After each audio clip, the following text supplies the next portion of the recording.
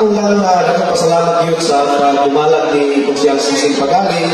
Siya na maging ang lingkod ini. Kung sa'y Panginoon doon, hindi ko rin ginagawa pirmahan. So, nalipay yung pagtanaw na ako, ito mo rin kayo mga Buddhist. So, atong pagpagat kusog sa City Council sa namin na alas 3 pas na lang daan sila diri. Di yung tiyaw yun kung ikaw magdala sa isang organization kaya kinaglag every question imo yung makaber. Para mahal mahay. So, minaw ko sa bulan sa Marso, magiging ang naglaw sa women's, minaw ko na dahil sa malay-malay, ako yung natagaan ng saktong pagtagat. Mura mo yung importante, saktong pagtagat, ikal sa inyong barangay, o sa siyudad sa malay-malay. So, kana lang, salamat lang again sa chairperson sa women's, na aktibo kayo. Kung sa pagkali ng kulang, ako yung tagaan niya ako ng pagtagat. Kaya sa mga health workers, nagaan man ang panahon. Gani, itong nangyari sa Sabado, itong mga BPSO nato, mga TMC, CDR nato, nagaan niya ako.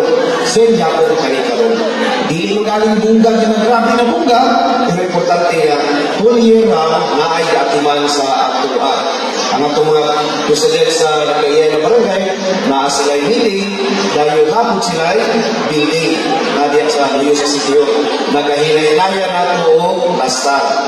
Although natin dito sa building, natulo, pero ipa-repair din nato sa atong city engineering office. So, kaya lang, manggamin, and then City Councilor Pagali, ipa the good work, kung sa mga nagpulangon per barangay, ay mo kabalaga kay naman ang city government kung malay-malay. Di man na mawala, di masag mapunto yung city government ko. Sila mas nagpito na, sulbet yung gobyerno. Sulbet yung gobyerno matagaan, kinao, kining maplastar yung mga kalihukan. Kaya lang, happy Women's Month, congratulations sa mga 10 years in service. Iyaw na, nakatong mabutog na pulo ka ito, ibitagaan yung pasigo ko. Kaya lang, mabuhay, kababinan sa Malay-Malay. Salamat.